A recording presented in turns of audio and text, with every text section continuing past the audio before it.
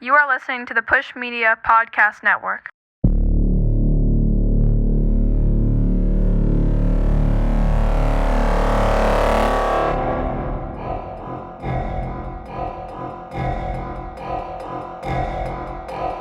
This is good shit.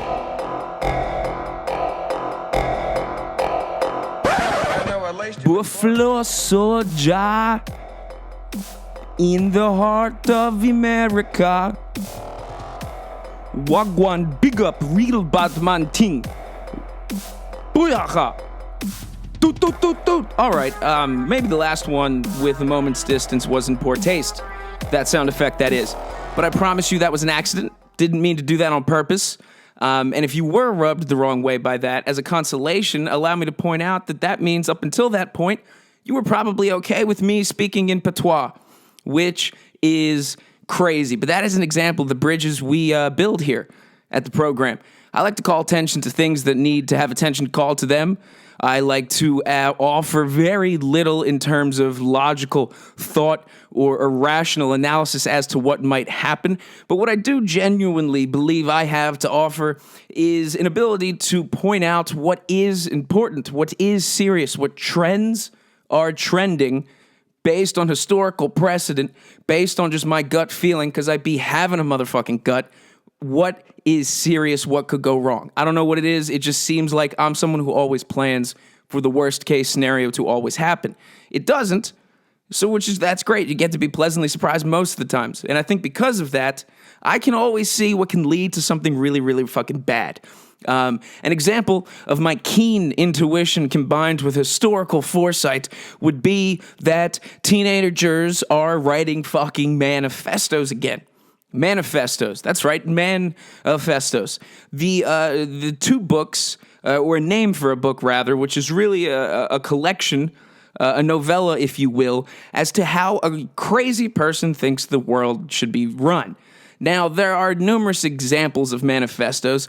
Any of them published in the 21st century are most likely penned by the FBI under a pseudonym of various people who shot guns that they weren't supposed to. Maybe. That's just my opinion. I'm not positively sure. But what does seem to be interesting is that manifestos are known throughout history as there's two of them that are important. Karl Marx's Communist Manifesto. Look at a picture of him. Tell me you think that guy knew how to live. And then the other famous manifesto would be Mein Kampf, which, of course, is my struggle in German, or Mein Kampf in Mandarin Chinese, actually, believe it or not, means Happy Halloween. That's an interesting fact that I'm offering you here today. My struggle in Mandarin Chinese, I'm pretty sure, I think it's proper Mandarin, not Cantonese.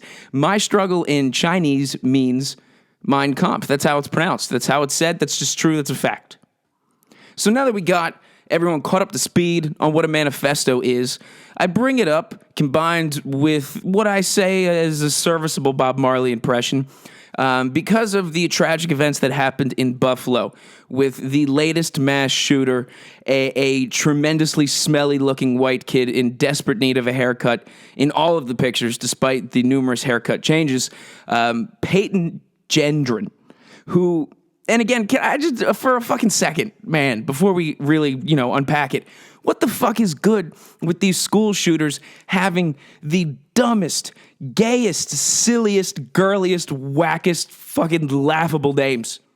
I've met people I've hated pets with better, cooler names. I've met people's siblings with better nicknames than some of these mass shooters. And for people who supposedly, according to FBI psychologists, most of the time are motivated by attention or just according to the regular FBI, racial supremacy, they always have the dumbest fucking names. You would think if these people are nuts and need attention, they would, maybe spend some time working on a fucking stage name. Maybe Guy Actor or something, just something other than Peyton Gendron. What the fuck is a Peyton Gendron? That sounds like it's either supposed to be on the periodic table of elements or it's an obscure spice required to baste a turkey once a year held in the back of your fucking cabinet. Back there with time spelled with an H, you fuck. So Peyton Gendron, another smelly-looking, silly-named white kid who decided the solution was semi-automatic weapons and ammunition, did what most teenagers do, right? I mean, if you look back on your teenage years when you were 16, 17, 18, you were journaling your thoughts. You were writing. We all know the power of the written word is, if anything, growing in popularity amongst today's youth. So for a second, just for the sake of argument, look past what this smelly, psychotic, serial-killing fuckface did and find the humanity in him and relate to him and look back and remember when you were a teenager and you journaled. Remember that. Look back fondly. Realize everyone journals. It is normal to write, in this case, 180-page manifestos as to how you think the world should be ordered. And that is important to remember. Anytime horrible events like this, unspeakable fucking tragedies occur where innocent people are fucking killed in the name of we're still trying to figure it out. Whenever those happen and you're left just utterly confused, on the bright side, as a consolation, there conveniently seems to be a fucking manifesto left at the scene of every fucking crime as of late. That moment of confusion, panic, where you wonder how could a human being be this evil, turns out they've all been leaving manifestos behind, because that's just what we do. We journal. We all know that. You remember the last journal to go really big? The last #1 best-selling journal? It was probably fucking Anne Frank's. And ironically, a lot of the people whose manifestos or journals are getting a lot of attention these days are probably not people that would have liked Anne Frank's all that much. Isn't that funny? Isn't that ironic, Alanis Morissette? Learn the definition of that word. But what's interesting to me is we're not only supposed to believe that manifestos are written by teenagers, by fucking 16, 17, 18-year-olds. These are kids who are writing in this language that would make F. Scott Fitzgerald embarrassed. If you actually take the time to find some of these manifestos that these fucking psychotic, albeit mildly shape-shifting, school shooting, grocery school shooting, serial killers look like, they all have manifestos written with the verbiage that is just not consistent with what I at least remember myself to be like at that young, moldable age. And I'm someone who appreciates a $5 word to the point of it really pissing you off and really making your eyes roll. So allow me to read for you some excerpts of the most popular manifesto in the news as of late, the manifesto of Peyton Gendron. The first excerpt is this. When I was 12, I was deep into communist ideology. Talk to anyone from my old high school and ask about it. You will hear that. From age 15 to 18, however, I consistently moved further to the right. On the political compass, I fall in the mild, moderate, authoritarian left category. I would prefer to be called a populist. Now, that is one of the dumbest fucking things I've ever read ever in the history of all time. And I would like to call attention to the fact it starts with when I was 12. Picture when you were fucking 12. What were your primary concerns at 12, you fucking dweeb? There is not, unless you were Yo-Yo Ma at the age of 12, I guarantee you were doing dick.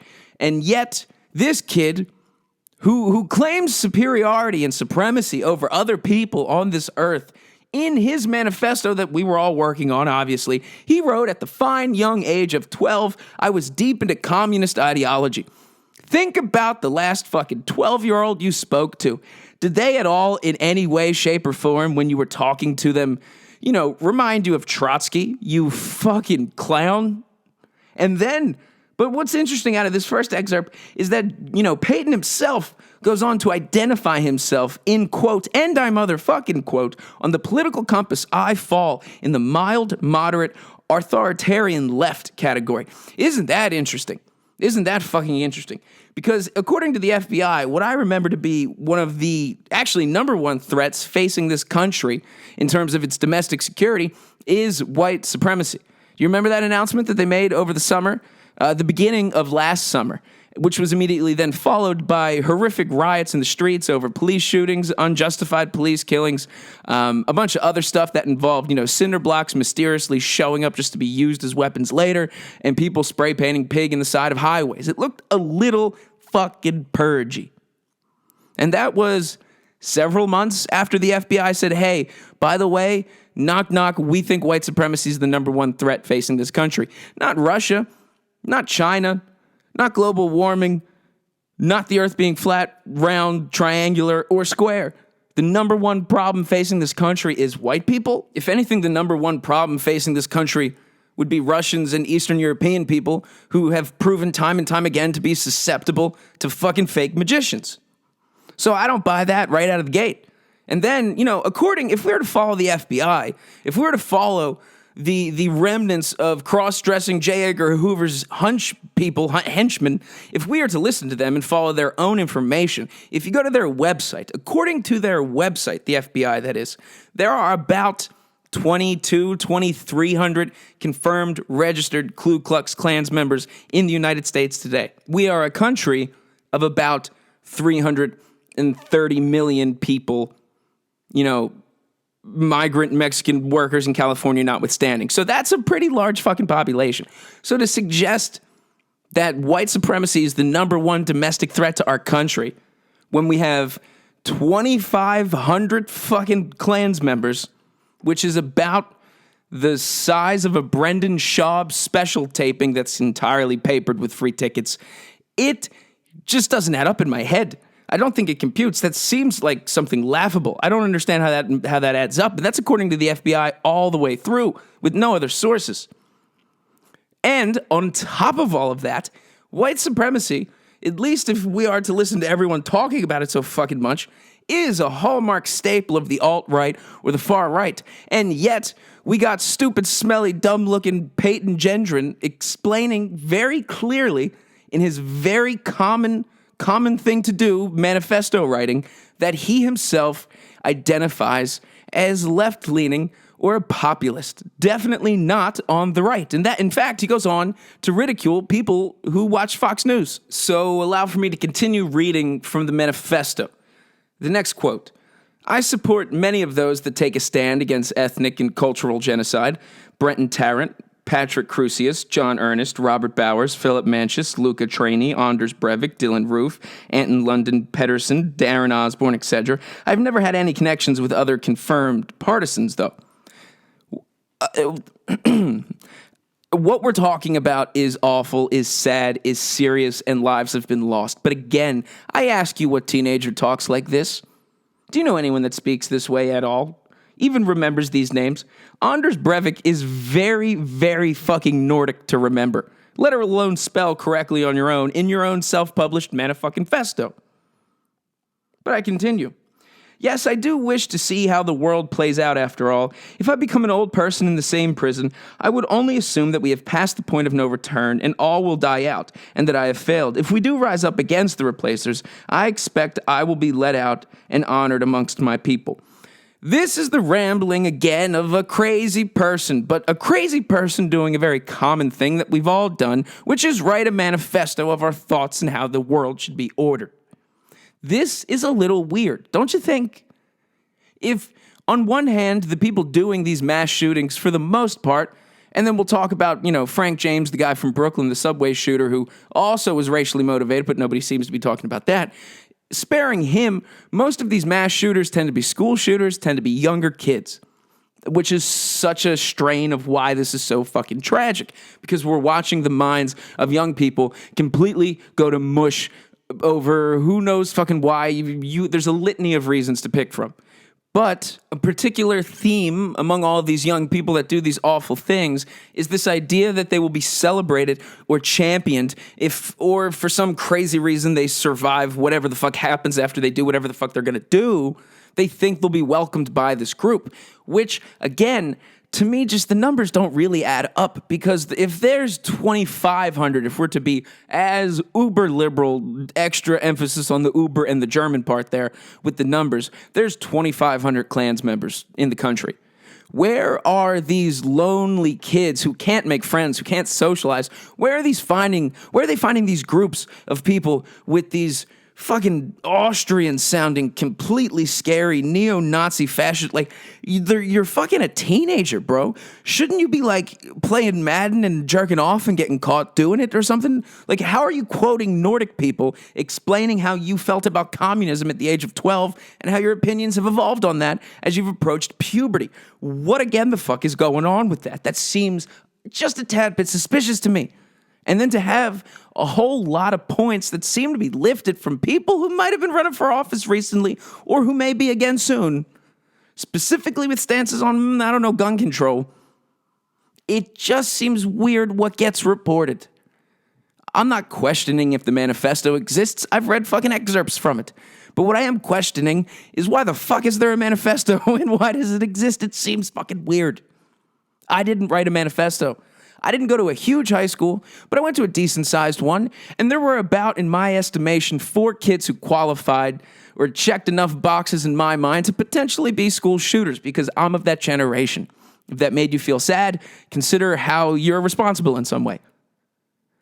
I, at no point in time, because none of these kids were fucking geniuses, because they were usually followed around by a woman who was recently divorced and needed a job and got a special ed certification with big fat tits. And she was fucking living in fear perpetually of a kid who had to use safety scissors at the age of 17. These kids were not writing sweeping political ideologies down on paper for all of us to be inspired to lead a fucking revolution. Was not happening. So, strange manifesto aside, another peculiar element of all of this is that the white supremacy thing is being so clearly emphasized. And to be fair, that's literally what Peyton wrote in his manifesto. However, he very clearly also said he identifies as a leftist, as a populist. He is not on the right, which I don't understand how that computes, but that is being conveniently ignored because to a lot of people, Tucker Carlson's to blame for this. Somehow Tucker Carlson's at fault for this white kid writing a manifesto, buying a small country's worth of ammunition, driving 6 hours up to a predominantly black neighborhood in Buffalo, which the level of fucking research required ahead of time to find a black neighborhood in Buffalo without any prior knowledge of fucking Buffalo is insane. On top of all of that, he himself said, I don't like Fox News. I wouldn't vote for Trump. I'm a lefty. And all of the news is saying all of the right people, all of the people on the right, everyone who watches the right and believes anything on the right, they're partly responsible. What again is going on? And I'm not saying anything is planned or coordinated at all. I'm not fucking insane. I have an interest in potentially advertisers at some point. What am I, Joe Rogan? I think exactly what happened is what happened, but I am curious as to the motivations. And the motivations are kept unclear every fucking time. Because this is clearly a white supremacy shooting.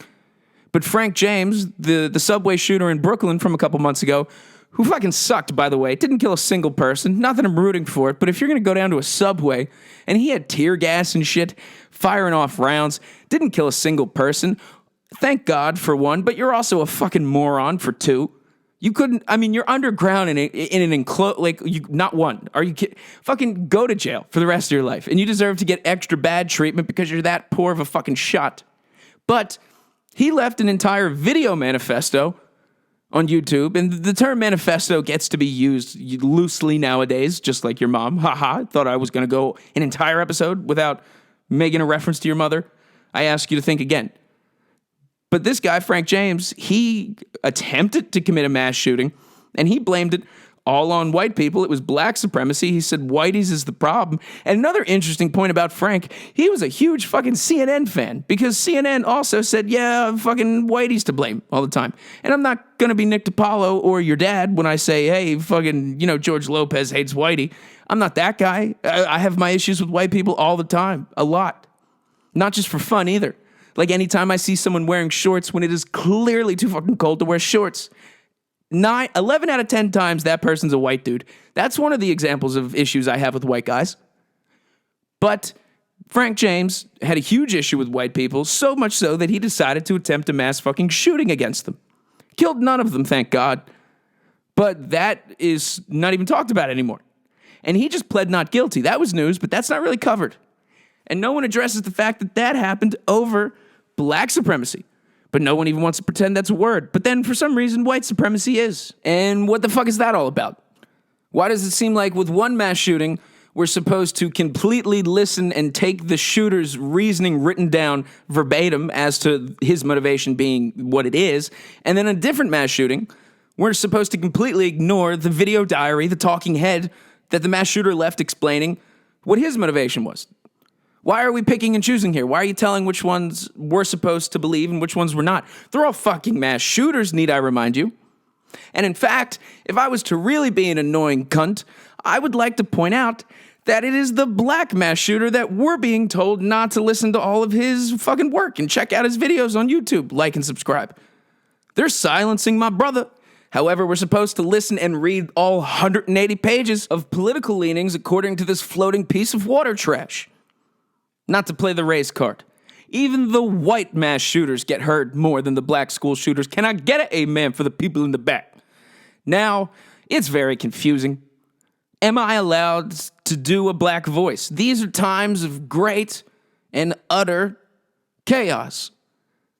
But it's important that you keep up with your manifestos, right? That you really get your thoughts to paper, because that's what we all do. It's very common to write manifestos as to how you think the world should be ordered. Very interesting.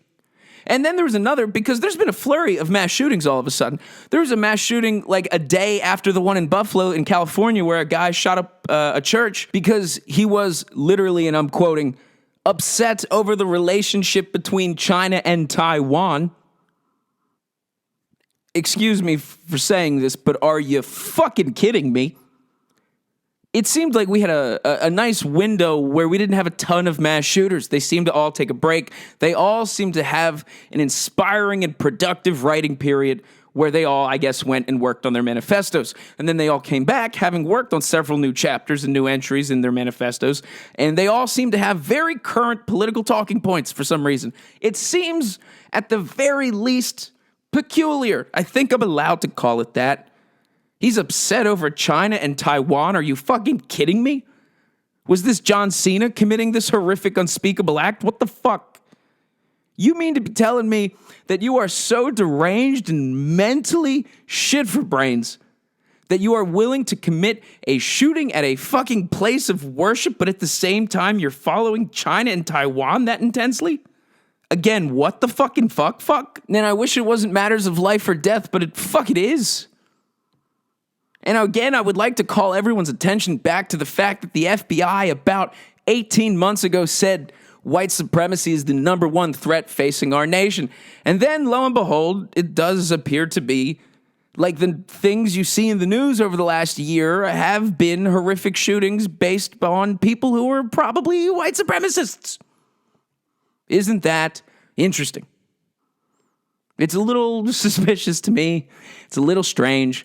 The FBI, if you're someone like me who tends to lean on a bit more of a radically independent and I just don't want to agree with anyone contrarian point of view, the FBI historically has made some blunders, one could say. They've sheltered some people you probably don't want them to have sheltered. They've done some things you probably don't want to have found out you somehow, benefited or paid for in some way with your taxes. But what is interesting is that the FBI, thankfully this time, told us what the problem was going to be, and then the problems started happening. Thank God they were there to do that, right? So for something, I guess to transition to a little less life or death, let's talk about Elon's bird. Elon Musk's endless saga to take over Twitter, to buy Twitter, to make Black Twitter all of Twitter. You know what I'm saying? To make it an African-American business. So he made his offer of $44 billion. Twitter went back and forth. I went back and forth. I made a vehement defense against Twitter selling to Elon, and then I immediately, towards the end of a few episodes later, as a little Easter egg, completely changed my position and stance. I actually do think he is the guy for the job because Twitter has become a shit show. But it is, to me, still the social media I go to the most because it's Instagram for people who do know how to write. People who prefer the written word, people who do work on their manifestos. That type of person, that common person. Not to alarm anybody listening, including the fucking FBI. But Elon said that that offer was contingent on the fact that the numbers that Twitter reported to him as legitimate daily active users was accurate. And that information ended up being disputed. Elon then went to the SEC and found out that Twitter said and admitted to the SEC that, hey, when we filed our taxes with you and we said that this is the amount of daily active users and this is the amount of bots on the website, we made a oopsie and we got that number wrong. And then Elon was like, well, yesterday's price is not today's price. And that's fair. That's reasonable. That's understandable. Because you wouldn't pay $44 billion for something that wasn't exactly to the fucking single decimal point what you thought you were buying. It's $44 billion. So everyone who thinks all of a sudden they're an expert on giant corporate mergers, cool it for a second and take a step back. Because Elon's also spending $44 billion fucking dollars. You kind of want to haggle when you're spending $44 billion. Need I remind you it's $44 billion. So when he found out that Twitter kind of fucked up and said, hey, we have more bots than we thought, he's like, whoa, you're going to have to run it again, which is making Twitter run it again. And it's going to look like, with that 5% is actually more than they thought. And all of this is genius. And everyone complaining, and I know I used to, or at least sound like I was at one point someone on this side, shut the fuck up again. Have a little introspection. Be able to switch sides for one, that's important. But also shut the fuck up. And remember, you're not fucking working on Wall Street. You don't know what's going on. Elon will be taking over Twitter. That is not changing.